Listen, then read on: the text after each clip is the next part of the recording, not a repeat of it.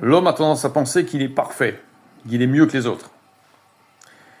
Chaque croyant pense qu'il est loin, qu'il mérite la vie éternelle, qu'il mérite les faveurs de Dieu. Et avec ces démarches-là, très souvent, à quoi on aboutit? On aboutit à ce que, quand on se réunit avec des amis, avec des gens de la famille, ou même avec des frères et sœurs de l'Église, et bien sans le savoir, les conversations finissent par tourner autour de quelqu'un. On finit par parler d'autres personnes qui ne sont pas présentes. On finit par parler de gens, on finit par parler mal de certaines personnes. Et beaucoup pensent qu'il s'agit là de choses anodines qui n'ont aucune importance, mais qui dans le fond sont très graves. Alors je vous laisserai en description de cette vidéo des références bibliques qui nous préviennent qu'il ne faut pas pratiquer le bavardage, qu'il ne faut pas parler des autres dans nos conversations. Il faut d'abord qu'on s'inquiète de qui nous sommes vraiment nous. Il faut avoir une démarche humble devant Dieu, chercher nos propres défauts car ils sont nombreux, car après la mort il sera trop tard pour nous repentir. La priorité n'est pas de parler des autres, mais de nous repentir.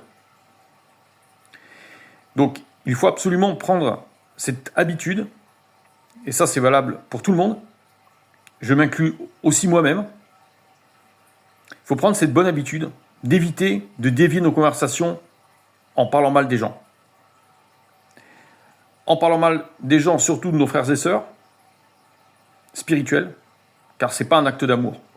Parler mal des gens, c'est un acte, certains psychologues disent que c'est un acte meurtrier. C'est-à-dire que quand vous parlez mal des gens, en fait, sans le savoir, vous souhaitez leur mort. Et donc, même dans les familles, ça se pratique, cela. Et les gens, au lieu de vouloir résoudre les problèmes de face, c'est-à-dire, ce qu'il faut faire, c'est, au lieu de parler des autres, en leur absence, il faut aller les trouver, ces personnes, et leur parler quand il y a un problème à résoudre.